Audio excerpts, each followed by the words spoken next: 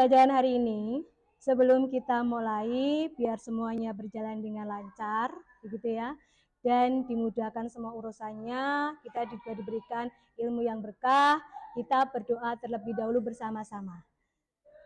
Silakan Haidar, berdoa terlebih dahulu, disiapkan.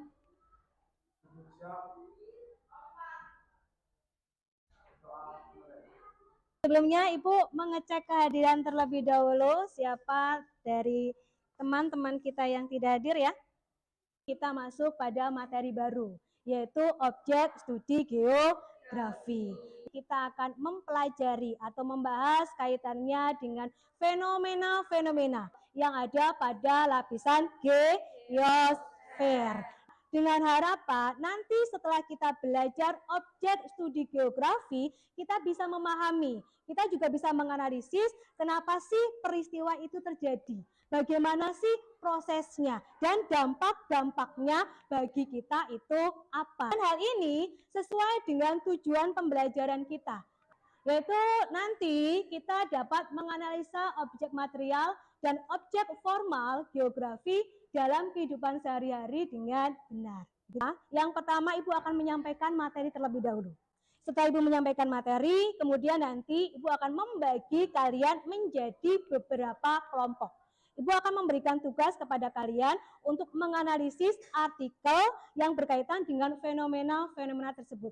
Baik itu fenomena alam ataupun juga fenomena sosial, yang nantinya kalian penyajiannya itu menggunakan mind map atau peta pikiran. Materi minggu lalu ruang lingkup geografi, cakupannya luas, iya tidak? Nah, cakupan ini itu kemarin mencakup apa saja ya? Fenomena atau peristiwa-peristiwa yang terjadi di atas permukaan dan di bawah permukaan.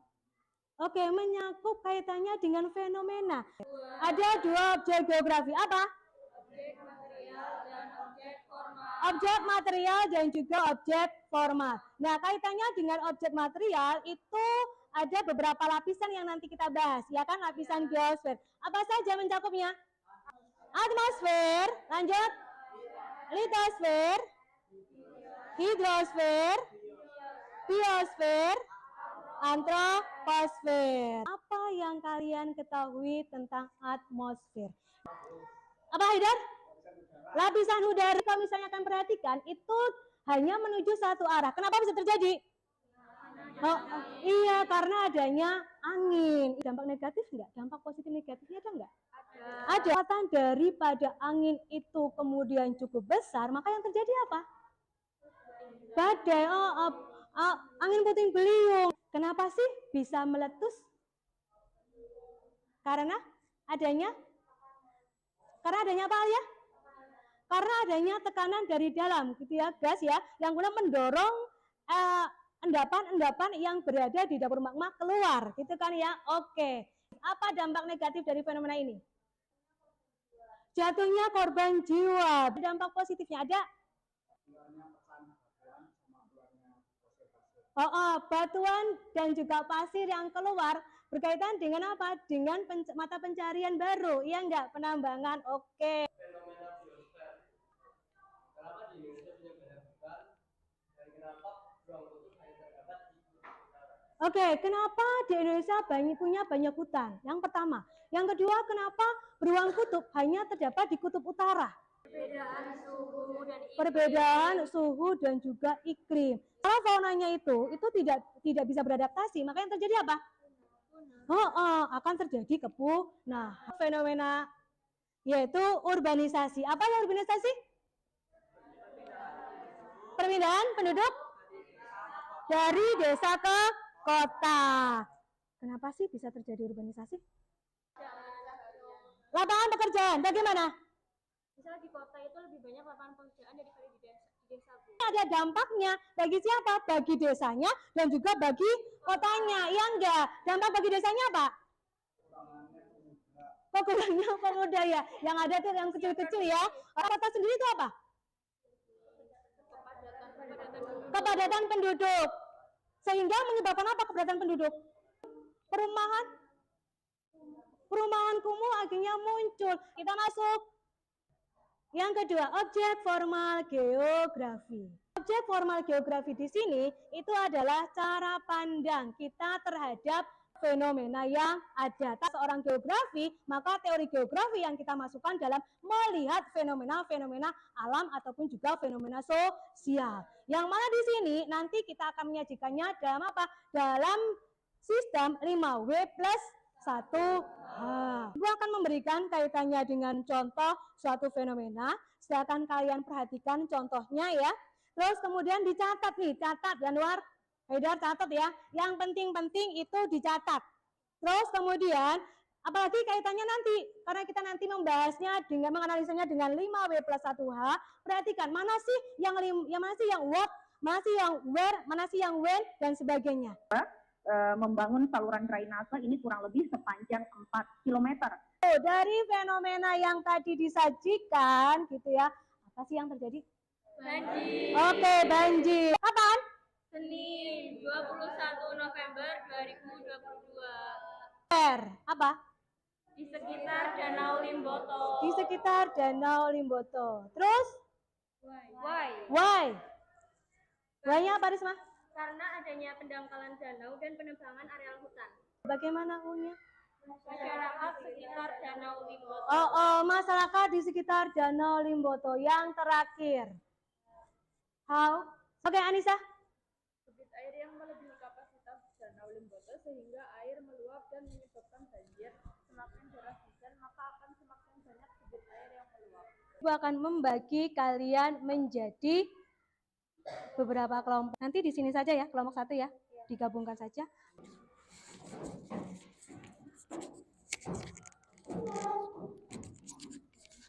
Silakan mulai bekerja samanya. Siapa ini yang mau membuat kaitannya dengan ini? Minmapnya? Nanti Nana where? Nanti yang membuat minmapnya siapa? Oh, yang membuat itu Nana. Dana ya? Iya. Oke, monggo dibuat Dana. Berarti nanti aku mau analisis ini. Mau analisis ini. Iya, itu nanti.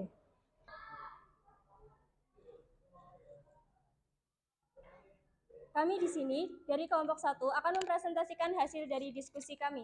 Kejadian banjir yang ada di desa Demangsari, Kecamatan Ayah, Kabupaten Kebumen.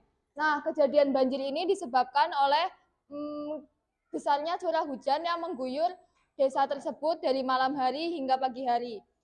Kejadian banjir ini atau fenomena banjir ini itu termasuk fenomena hidrosfer. Pertama ada what, what-nya itu ada banjir. Kedua, when. When itu Senin 14 Maret 2022 pukul 20.00 WIB. Yang ketiga ada where. Where-nya itu di Desa Demangsari, Kebumen. Keempat, who-nya warga Desa Demangsari. Yang kelima, why, yaitu hujan lebat yang mengguyur Desa Demangsari. Dan yang keenam, how. Hujan yang sangat lebat mengguyur Desa Demangsari. Hujan yang dimulai pukul 20.00 WIB, hujan terus berlangsung sampai pagi hari yang menyebabkan debit air naik dan menggenang hampir seluruh areal Desa Demangsari. Untuk tadi materi yang disampaikan oleh kelompok 2 sudah cukup untuk kaitannya dengan 5W dan 1H. Nah, terus materi yang disampaikan juga sudah mencakup semua hal yang ada di berita. Hubungan cabang utama dengan cabang lainnya sudah bagus, menggunakan lebih dari 4 cabang. Perpaduan warna yang cukup menarik. Perpaduan warna yang cukup menarik. Ya. Oke, terima kasih. Sebelumnya izin memperkenalkan diri, nama saya Alea Sivanulaba nomor urut 2 dan rekan saya Putih Gesya Ibrahim nomor urut 26. Tanah longsor yang terjadi di Desa Argopeni, Kecamatan Ayah, Kabupaten Kebumen. Tanah longsor ini terjadi karena adanya hujan yang deras yang menyebabkan tanah di bagian atas tebing bergerak ke bawah atau longsor. Tanah longsor termasuk pada fenomena yang terjadi di lapisan litosfer. Seperti yang kita ketahui bahwa litosfer adalah lapisan batuan. Sedangkan pada prosesnya, tanah longsor ini merupakan pergerakan tanah atau batuan. Karena itulah berdasarkan prosesnya, fenomena ini terjadi pada lapisan litosfer. Untuk hasil analisisnya akan dijelaskan 5W plus 1H oleh Anissa dan Alea. When yaitu Kamis 2 September 2022 pukul 22.00 waktu Indonesia Barat. Untuk why-nya, kondisi tanah yang labil dan adanya saluran air yang berada di bagian atas tebing. Untuk how, setelah hujan dengan intensitas tinggi mengguyur wilayah Desa Argopeni mengakibatkan saluran air yang besar di bagian atas tebing. Kandungan airnya bertambah banyak. Jadi ketika terjadi hujan, struktur tanah sendiri kehilangan kemampuan untuk mengikat satu sama lain sehingga terjadi longsor. Untuk where-nya, Desa Argopeni, Kecamatan Ayah, Kabupaten Kebumen, Jawa Tengah. Penduduk Desa Argopeni, Kecamatan Ayah. Di sini saya akan menanggapi map mapping yang telah dibuat oleh kelompok 2. Yang pertama yaitu kaitannya dengan 5W/1H. Kelompok 2 ini sudah tepat sesuai dengan artikel yang tadi. Sudah sesuai. Tadi sudah dilihat ya artikelnya ya. Oke. Berikutnya yaitu untuk simbol gambar dan garis lengkung. Kelompok 2 menggunakan garis lurus untuk menghubungkan cabang. Untuk kelengkapan map materinya, map mapping yang dibuat oleh kelompok 2 menunjukkan materi yang sangat kompleks. Berikutnya yaitu aspek yang dinilai. Yang pertama yaitu kata kunci. Ide dalam bentuk kata kunci yang sangat efektif. Yang kedua yaitu hubungan cabang utama dengan cabang lainnya. Kelompok 2 ini menggunakan lebih dari 4 cabang, yaitu 7 cabang. Yang terakhir yaitu desain warna. Penggunaan warna untuk menghubungkan semua topik dibuat dengan sangat menarik. Silakan Ibu beri waktu sebentar untuk mengisi refleksinya kalau sudah dikumpulkan.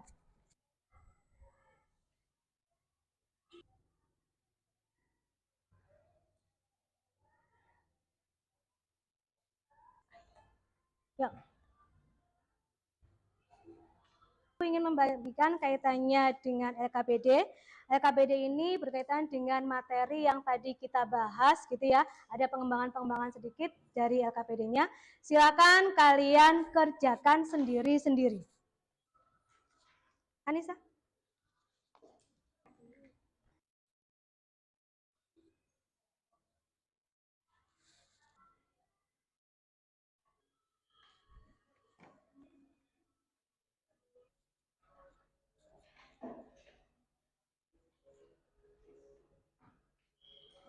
Apa sih yang sudah didapat dari pembelajaran kita tadi berkaitan dengan objek apa? Studi geografi. Dengan mempelajari ilmu geografi, kita jadi tahu bagaimana karakteristik dari setiap ruang yang ada di bumi. Kita dapat mengenal karakteristik setiap lingkungan yang ada di sekitar kita. Dan kita juga dapat mengenal dan mengetahui interaksi antara manusia dengan lingkungan sekitarnya. Oke, jadi begini ya, ketika kita membahas kaitannya dengan objek material ataupun juga objek formal atau objek studi geografi. Berarti di sini kita juga belajar untuk apa? Berpikir secara spasial. Apa sih maksud berpikir secara spasial? Berarti kita berpikir dengan mengaitkan dengan apa? Ruang atau tempat kejadian suatu fenomena itu terjadi. Ketika kita melihat suatu tempat ruang yang ada gitu ya, maka di sini kita bisa memahami, kita bisa menganalisis kenapa fenomena itu bisa terjadi. Tadi seperti Ibu contohkan, misalnya apa? Misalnya mengakhiri pembelajaran pada hari ini, silakan disiapkan terlebih dahulu ketua kelasnya.